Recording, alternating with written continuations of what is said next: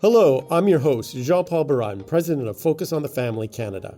Welcome to the Thriving Family, a Focus on the Family Canada podcast. This is the space where family, faith, and culture intersect. Thanks to generous donors who support our ministry, you can enjoy the Thriving Family podcast ad-free without any interruptions. In this season of the podcast, we're talking about healing scars. These are difficult and challenging topics, but I'm so thankful to serve God, the great physician who has the power to restore all. Today's episode, Building Bridges in Intimate Loneliness, was written by Tom Peters. Tom has been nurturing his passion for helping others for over 35 years. He holds a master's in Counselling Psychology. In addition to developing a private practice, Tom also is a practicing counseling supervisor and a member of the College of Registered Psychotherapists of Ontario. He and his wife of 30 years are parents to 2 married daughters, 1 son, and they recently became grandparents. Just to note that this episode is written by Tom, but voiced by a guest. Let's dive in. I once came across a treasure in the Walmart entertainment aisle. Tucked into a massive bin was an album filled with potent love songs. At least they were potent to me. One brief transaction later, my love connection feelings were elevated, and I was singing the lines from the songs Lights by a rock band Journey. So you think you're lonely? Well, my friend, I'm lonely too. I want to get back to my city by the bay. Being out on the road as a musician may not be an experience for many of us, but loneliness has likely hounded us all. We carry around a heart that is aching to be known, felt in a way that warms us from the distance we feel in our relationships. It's a longing for that deep inner touch. And the closer we are in the relationship, the deeper the pangs of loneliness can be. Loneliness has an object. We are lonely for someone. It's not in the vacuum of relationships that loneliness is activated. It's in the presence of love that is unfelt and apart. You may be separated by distance, perhaps as the song suggests. But I believe there are many paths that lead to lonely hearts, and many ways that hearts fail to touch each other. Perhaps the biggest loneliness of all is when our heart is disconnected in our family or our marriage. When our words fall to the ground instead of entering the heart of our spouse, there is a sadness that comes. This sadness is more difficult to accept, since the heart is fashioned to be known. Being away as a road musician would be easier to understand than feeling distance when you are in the same room or the same bed.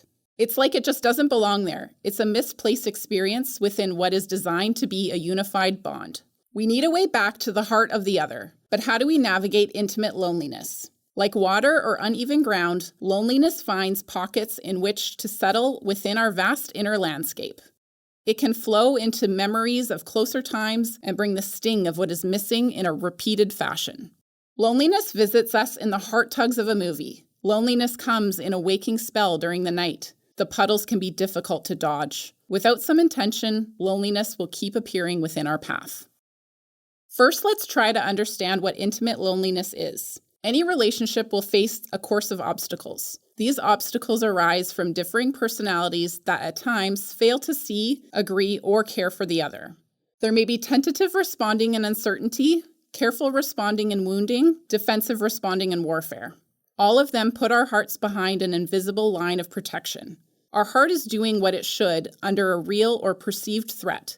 It makes boundaries. It defends. It creates walls of safety. Walls that keep harm away and allow us to survive, heal, and thrive behind it. Our adversary stands ready to shred us, willing to use the ones closest to us for his bidding. Listen to the extortion from 1 Peter chapter 5, verses 8 to 9a. Be sober-minded.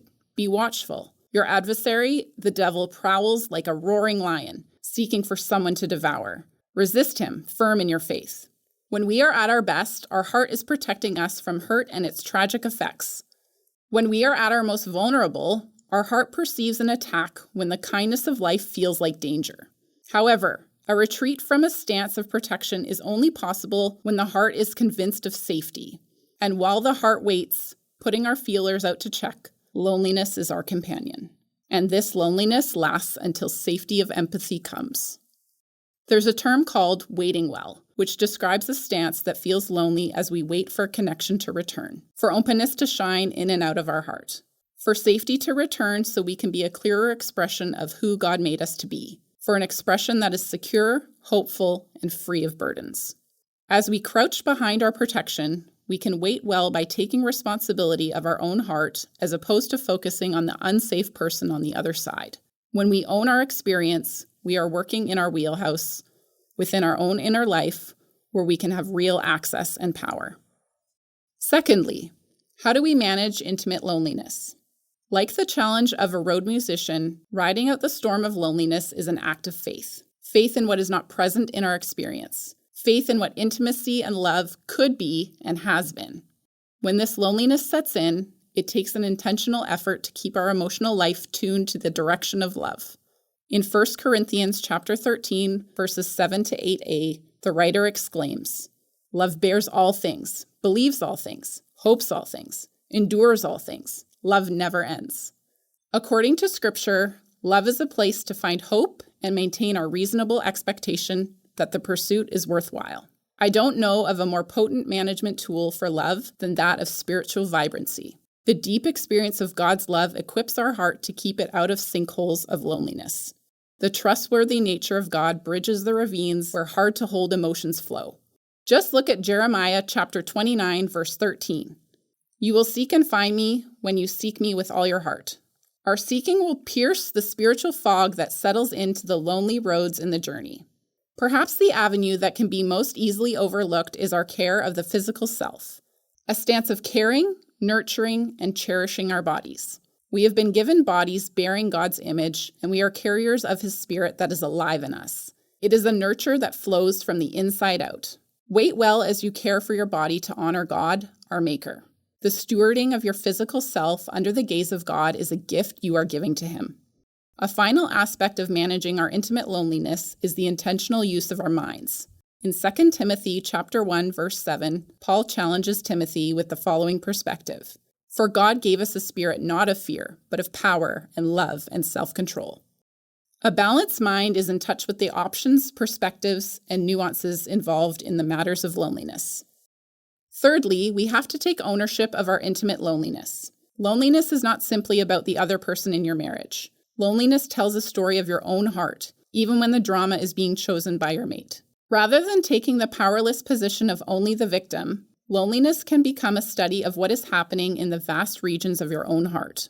Take a curious stance, one that is willing to pass on simply reacting and looking deeper into the feelings being stirred up within. Feelings like abandonment, betrayal, and powerlessness. Hopes such as care, passion, and intimacy, or longings for trust, support, and hope. These feelings reside within you, moment by moment, and send you signals of what you treasure and value. These feelings are in the present and within your reach to identify, examine, and hear from. Memories are in the past, dreams are in the future, but these feelings are in the now. This is where you have real power. Power to own what your feelings mean to you. Power to let these feelings matter. Power to take the responsibility for your own feelings. Finally, perhaps most challenging and important is learning to communicate your intimate loneliness. Speaking up for your loneliness is a discerning and vulnerable step to take. It takes discernment to avoid blame in expressing our feelings. If there is responsibility on your spouse to own their part in a distress, they need to be the one to pick it up. The discerning spouse communicates in ways that can be received by the other. An effective communication approach is speaking from one's own experiential truth. I feel is an experiential truth. It focuses on what is currently true within you, and it has the best chance of that feeling being affected in the interaction. When this happens, I feel, or I feel when you do this. The strategy is simple as driving in one's own lane on the highway. The art of staying in your own lane is the challenge. Deep feelings have a way of binding us to our own communication. What kind of companion has loneliness been for you? Are you feeling victimized in your disconnection? Bridge building with feelings of loneliness creates a walkway through the feelings that flow and leads you forward. Give the intentional response an opportunity to help you in the journey. As we draw to a close, please don't leave feeling discouraged or alone.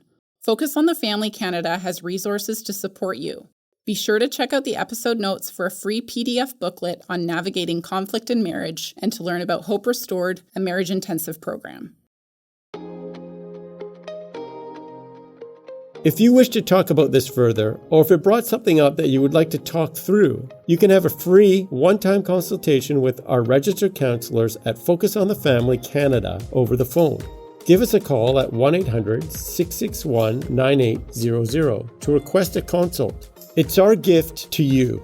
Thanks for listening to today's episode of The Thriving Family, a podcast from Focus on the Family Canada. If you like this episode, please leave us a review wherever you listen to podcasts. And be sure to subscribe. If you feel led, you can make a donation at focusonthefamily.ca/podcast giving. This program is available ad-free because of the generosity of our donors. Most importantly, please remember that we are here for you and your family.